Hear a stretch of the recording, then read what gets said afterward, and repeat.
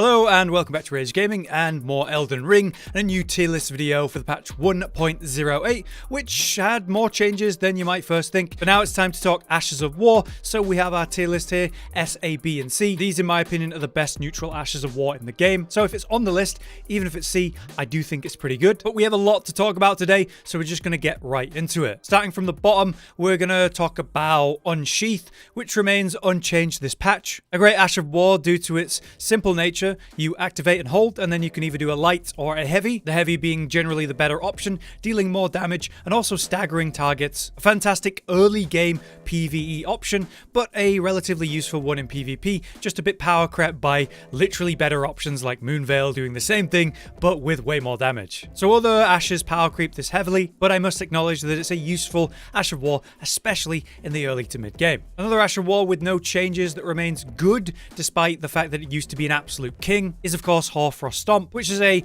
ice-based AoE with reasonable range and can even go and attack from underground or through pillars and through terrain, making it a useful Ash of War despite the fact that it was nerfed so heavily from being one of the strongest in the game for a while at launch. It's still good and still relevant, but it's also not crazy anymore, obviously. Another Ash that I like down in C tier is the Spectral Lance. In the previous patch, this actually had its damage slightly improved, and it also deals better damage at longer range. It's a great Ash of War for staggering big targets like giants or dragons, hitting them in the eyes or the head to stagger them, knock them down, and lead to some free damage. So in PvE in the open world, it has some seriously useful utility, but outside of that, it's not crazy, so that's why it's a C tier. Lastly, we have the Glintstone Pebble, which is technically nerfed this patch. In the previous patch, they improved its PvE damage and also gave it better range on the actual Pebble itself. Vital because they kind of over-nerfed it after it was a bit crazy, to be fair. I left it at a C rating because of that, but how it's been nerfed is specifically PvP. The follow-up strike is a thrust, and counterattack thrust damage was nerfed in PvP in 1.08. It's not massively nerfed in any real way, it's just that part of the attack is slightly weaker, so either way, it remains a C grade. Alright, now we get into the interesting stuff where we've got new Ashes of War in the list and changes to previous ones, such as the new one to the list, Stormblade, which to be fair, should have been on the list after patch 1.07. Buffed in that patch, it now costs less FP, it's got better range, it's a spammable Ash of War, it's got damage detection on the weapon part, so that means at melee range you can hit with your weapon at the same time. It's around a solid 400 damage range attack, or up to 700 or 800 when you hit with a weapon at close range as well. So this is great utility in both PvE and PvP, much like the Beast Raw. But unlike the Beast Raw, it's not buffable in an easy way using, say, a talisman like the Raw Medallion, so its output isn't as good technically, but I really like it. I do think it's a competitive option against the Beast Raw if you're not wanting to use that for any reason. Basically, I think if you're using the Raw Medallion, you should be using the Beast Raw, but if not, Stormblade is probably the better option because you can absolutely spam this thing. It's so fast and the damage is so reliable. So I'm really happy with this, and I think a B grade is fair because it's not crazy either, just good utility. Also in B tier then is Prayerful Strike, which also should have really been in the list since the last patch, where it was buffed. They improved its power and raised its poise damage for trading, staggering bosses and enemies in general. It works really well in unison with the Mimic tier because you've just got the stupid lifesteal of constantly spamming it and staggering enemies. Simply blindly spamming it over and over, striking bosses in PvE. The thing is, in PvP, it's not the most insane or effective Ash of War at that. The heal isn't as impactful when you're only getting like one hit of it off. The damage isn't insane there either. It's much more relevant in PvE in boss fights and the open world. So basically, because it's strong in PvE and not that amazing in PvP, I think a B rating is probably the fairest place I can put it. But it is a finely relevant Ash, and it deserves to be on the list. Alright, so here's a major one. Previously S tier, Flame of the Redmanes is now a B tier Ash of War in my opinion. This is because of the massive nerf to the poise damage. While the damage itself remains nice, it's not insane. It was really all about the stagger you could get in PvE in boss fights, spamming this Ash of War, leading to criticals and infinite stagger combos. It was a speedrunner's dream of an Ash of War, but no longer is it remotely as effective, does not stagger remotely as well. Now it's just a useful tool for close to medium range fire damage, and that's of course good in both PvE and PvP, but you cannot blindly rely on this anymore. That poise damage nerf was massive, so I bring it all the way down to a B tier. Also in B tier, slightly changed this patch, is Flaming Strike, which is actually an Ash of War I really like. Simple like the Flame of Redmane, you cast fire out, but then you can do a follow-up heavy, which will light your weapon on fire, dealing a strike at the same time. The damage of that is very respectable, and you can stagger people in PvP with the fire, then get the follow-up hit, thanks to the stagger allowing you to secure the follow-up. It was actually nerfed in this patch though. The hitbox duration seems to have been reduced, basically how long the active damage of the fire lasts, but that's completely fine. It's not an issue. It makes sense that it shouldn't last overly long, and that change does not lower the standing of this Ash at all. Honestly, I might even consider raising it up to an A tier contextually because of the Flame of Redmane's being nerfed so heavily. Either way, it's a great Ash of War and a great pick to pick up as soon as possible in a playthrough, especially against enemies who are weak to fire. Also new on the list, when I've been playing around a bit, is Loretta's Slash, also buffed in 1.07. Now it has better poise damage on the first part of the attack and also better recovery, so you can spam it or get out of it. Combining that with its really impressive hyper armor at all parts of this Ash of War, this becomes an incredible tool for trading in both PvE and PvP. It's actually a really spammable, effective option thanks to that better recovery. I recently ran it with a Twin Blades build and found it a great way to answer the shorter range of two-handing Twin Blades, which was also buffed this patch. It's one of the cooler looking Ashes of War in the game, and now it's not only relevant, it's very good, destroying boss health bars by just spamming it or using its hyper armor as a great trading tool, which has great tracking in PvP. So yeah, it's a good one. All right, now some more familiar ones in B tier, such as the one we're referring to earlier, Beast Roar, which compared of course to the Storm Blade is going to have better output if you're using the Raw Medallion. It's spammable, it's cheap, it's effective, and it works in lots of different builds. With no changes to speak of, it just stays in a B tier, and contextually I think it competes with Storm Blade pretty well. Another Ash that is B tier in my opinion is the Ice Spear. It's a short range ice shot which has a follow-up strike, great for building up frost damage early and dealing respectable damage in itself. It is a very predictable Ash of War, quite easy to avoid in PvP, like a short range Pebble shot, but with more oomph behind it. However, fighting up close you can absolutely spam these ice spears, get the ice proc, reduce the stamina, make them take more damage. It's a great Ash of War for frost in general. Technically though, it is a thrust, so in PvP the counter-attack damage there will probably be slightly nerfed, but I probably use this more in PvE anyway. Another one still in B tier then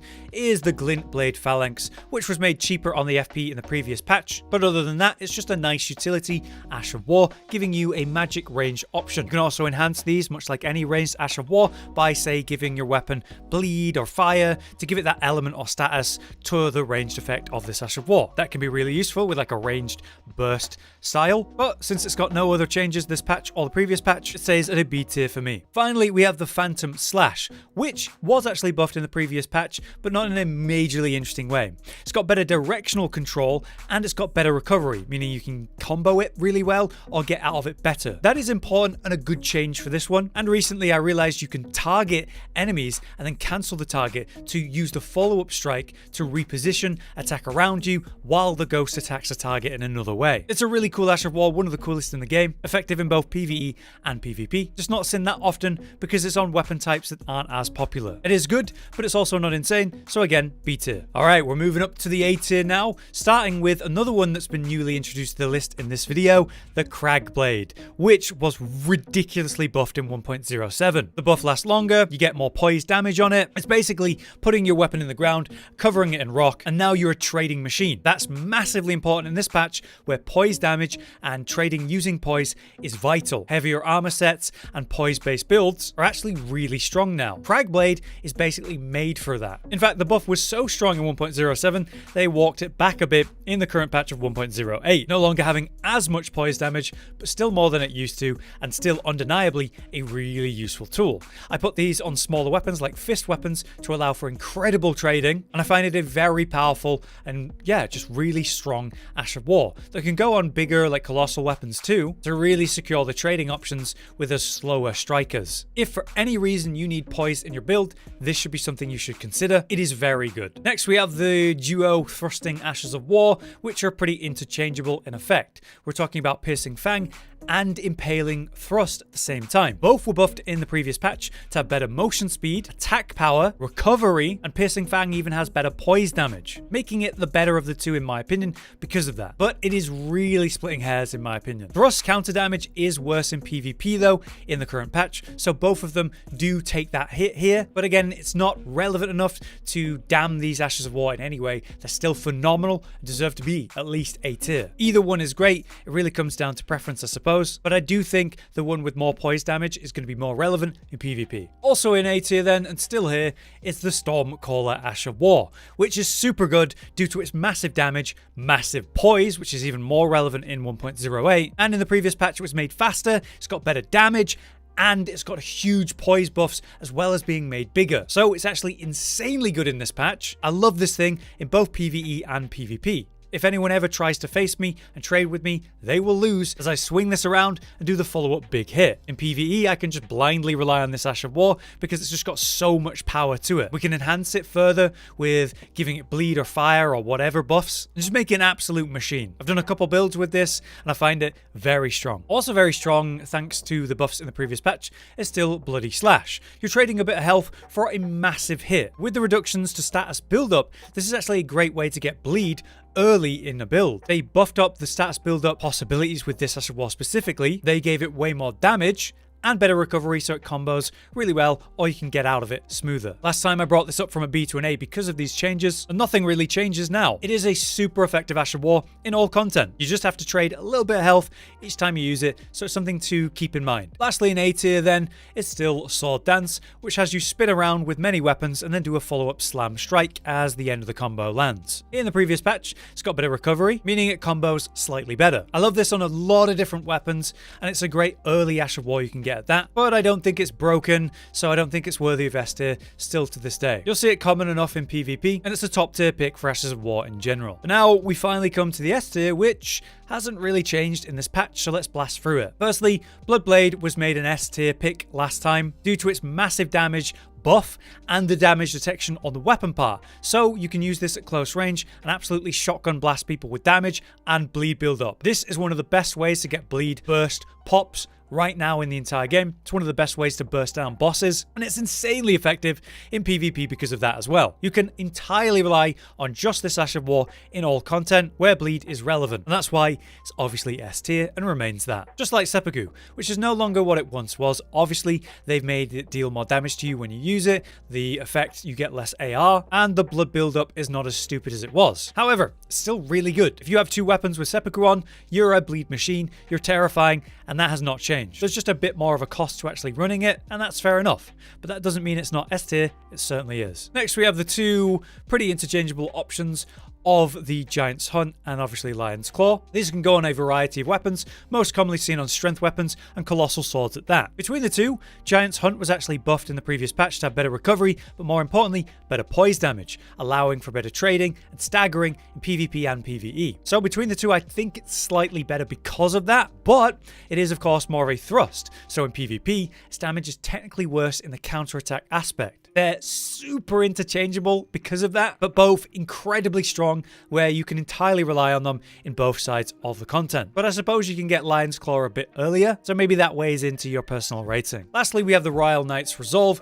which buffs up your weapon for a few seconds, and the next strike will deal more damage. This is how you deal the most damage in one hit in the game. This is how you get incredible effective hits with many weapons, with many builds in PvE and PvP. It remains undeniably an extremely useful Ash of War, even though it was made slightly worse in a patch a while back. But there you have it, the complete list of the Ashes of War of 1.08. I've just organized them so each individual tier has the strongest Ash on the left and the weakest on the right, but keep in mind that it's largely interchangeable. A lot of these are super close in power and use. If there are any Ashes of War that have been made better in the previous patches that should really be on the list now, then let me know in the comments. I might have missed something, but I hope this was interesting and useful to you in your own gameplay and playthroughs. For now though, I've been Hollow, you've been you, thanks for watching, and we'll see you next time.